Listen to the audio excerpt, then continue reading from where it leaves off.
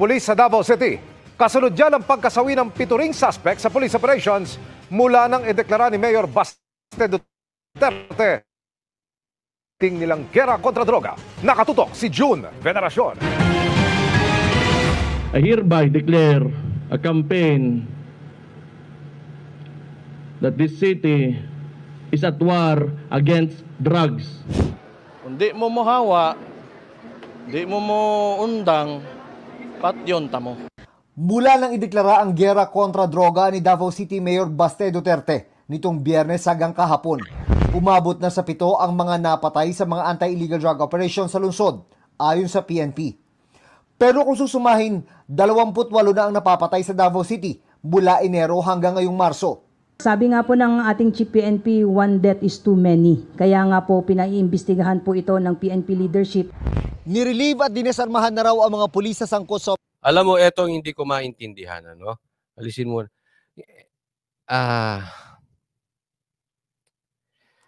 Hindi ko po maintindihan bakit yung gumagawa ng mabuti sa ating bansa ay yan ang ginigipit ng mangilang-ilang politiko o ahensya ng ating administrasyon ngayon.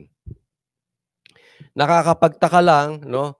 Pasensya na po, medyo magiging light po tayo ng konti. Holy Week po kasi, baka mamaya may mga magalit, no? Respetuhin daw natin. Pero alam mo, nakakaasar po talaga eh.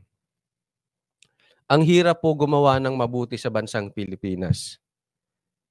Kaya tuloy yung iba, pinipili na lang gumawa ng pangit. Isipin mo, gagawa ka ng maganda, babatikusin ka, pag-iinitan ka, hindi ka susuportahan, wala ka pang mauuwing proyekto sa iyong syudad. Pag gumawa ka ng mali, ganun din, babatikusin ka, may problema ka. Kaya tuloy yung iba pinipili. Problemang gumawa ng mabuti, problemang gumawa ng masama, di magpakayaman na lang tayo, magpakasama na lang tayo, total parehas din naman ang sitwasyon. May pera pa tayo, may mansyon pa tayo. Magpapakahirap ka diyang, itataya mo ang buhay mo, gagawa ka ng mabuti, ang hirap mo, wala kang magarang bahay, wala kang magarang sasakyan, binabatikos ko pa rin. Alam mo, itong mga taong gumagawa ng ganito sa mabubuting tao, hindi ko sila maintindihan. Bahala na lang sa inyo ang sitwasyon ng may kapal. Kasi hindi na kayo nakakatulong, pinahihirapan nyo pa. Hindi naman maganda madali itong ginagawa ni Baste Duterte. Tandaan ninyo, yung ginagawa ni Baste Duterte ay taliwas doon sa naging tradisyon o sistema. Mahirap pong gumawa ng isang bagay na kabutihan dahil lalabas ka doon sa tradisyon. Mapakahirap po nun. Imbis na suportahan. Etong mga trolls talaga, ay nako. Kaya nga po pinaiimbestigahan po ito ng PNP leadership. Nirelieve at dinesarmahan na raw ang mga pulis sa sangkot sa operasyon habang nagsasagawa ng masusing investigasyon ang Internal Affairs Service ng PNP kung nasunod ba ang Police Operational Procedure sa mga isinagawang buy-bust operation. 7 pulis Davao na ang nirelieve. If the investigation will show there is a patent a display of irregularity and negligence on the part of the team leader, supervisor up to the level of city director, then let acts fall on them.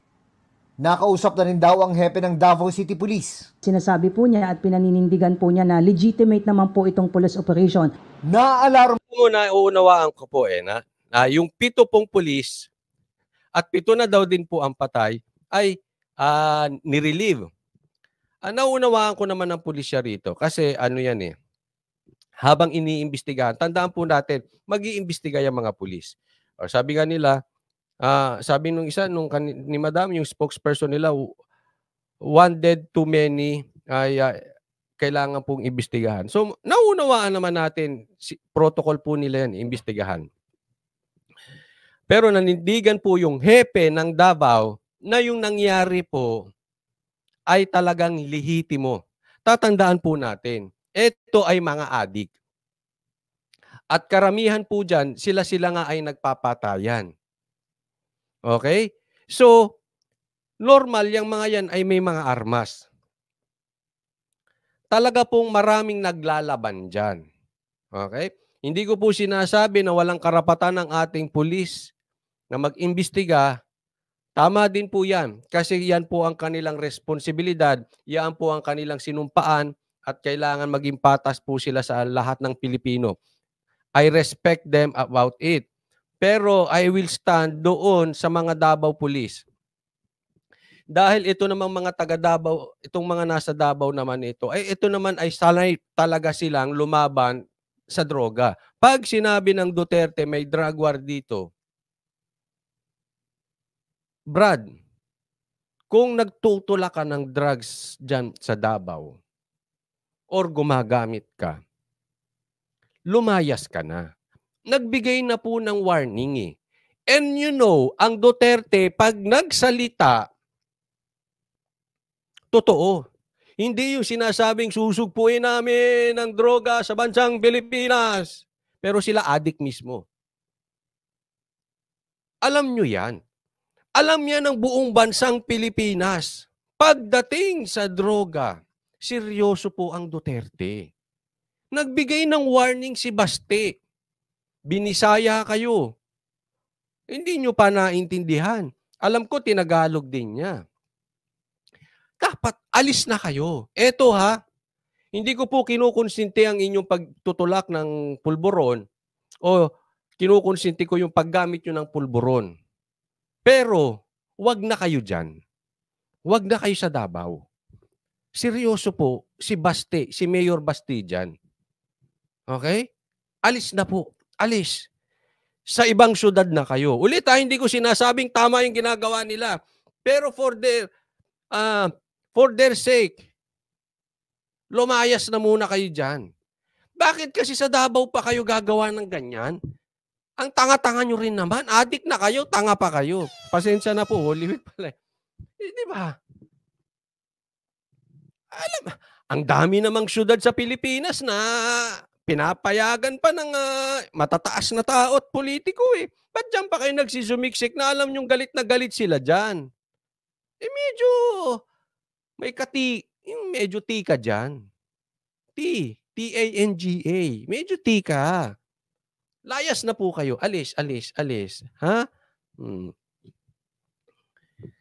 Sanay po kasi yung mga pulis dyan. Dahil siyempre, ang tagal nilang nasa ilalim ng mga Duterte at seryoso po ang Duterte dyan. So I don't think this is the first time na gagawin ito ng mga pulis. Pulis Davao. Mga Davao Police. So,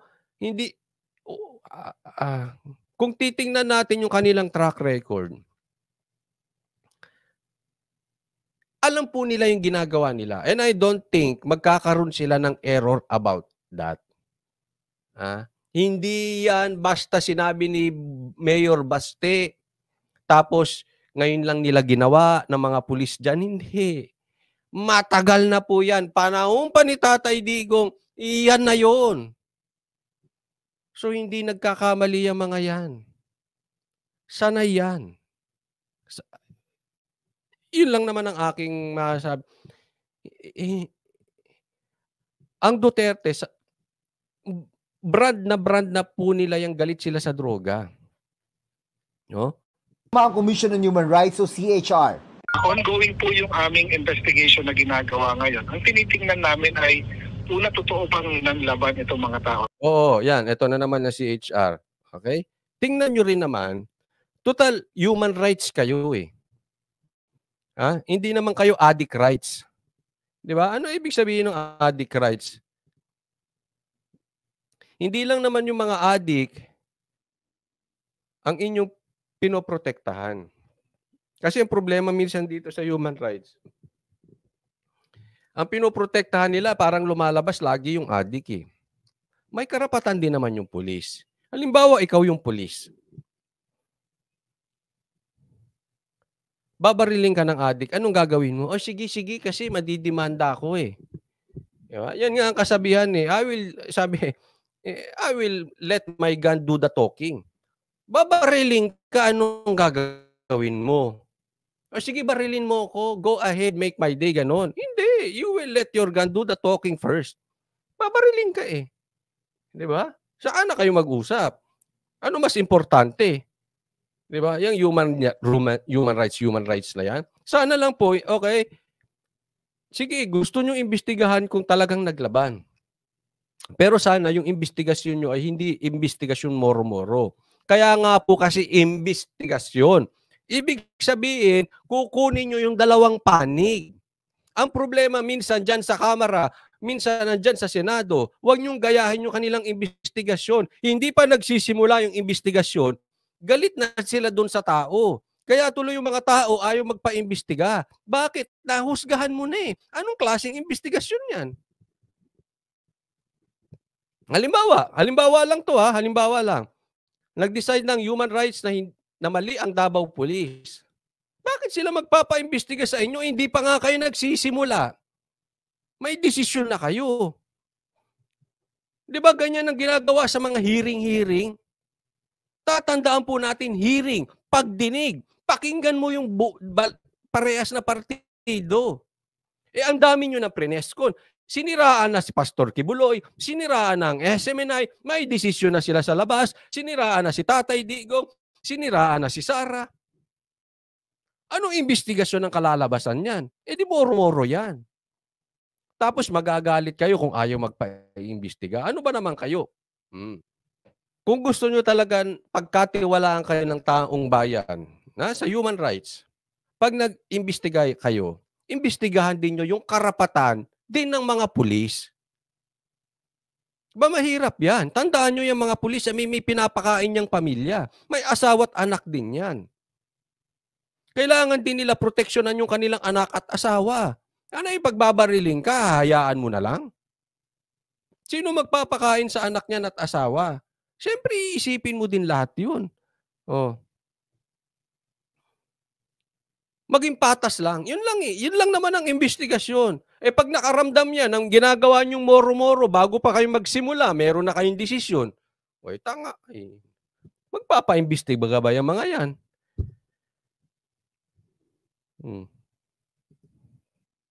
Tututukan nila ang baluarte ng mga Duterte, kung saan din naglunsad noon ng parehong kampanya si Nooy Mayor Rodrigo Duterte.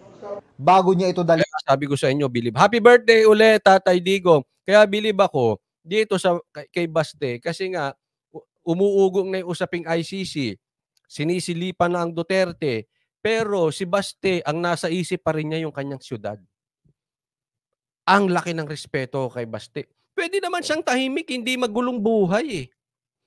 Sinisilip na yung tatay mo at yung kapatid mo ng ICC. Pinag-iinitan na ng administrasyon. Pinag-iinitan na ng vloggers. Gumawa ka pa ng laban sa droga na kampanya. Ay, madadamay siya dyan. Pag-iinitan din siya. O, isipin mo, inisip pa rin, napakaswerte nyo mga taga-Davao, nagseselos na ako sa inyo. Napakaswerte nyo mga taga-Davao. Bakit hindi ba ganyan? Hindi mo pwede bang kidnapin ko si Baste, daling ko sa Laguna?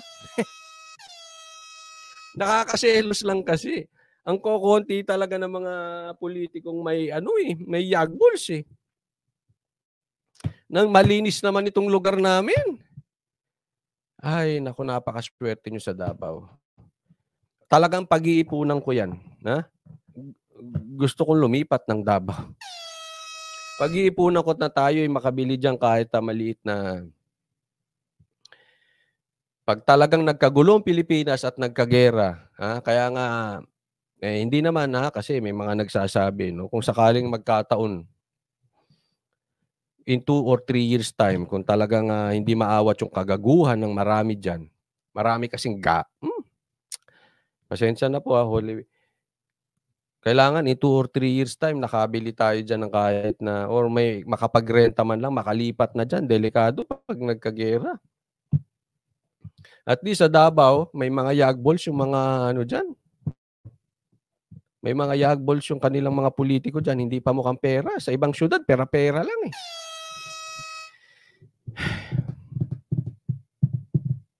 Ang problema niyan, huwag ka na lumipat. Sabi dito, lipat din ako sa Davao, sabi ni Ramil. Huwag kayong magsilipat sa Davao, magsisikip naman doon. Kawawa naman ang Davao. Ako na lang lilipat, huwag na kayo.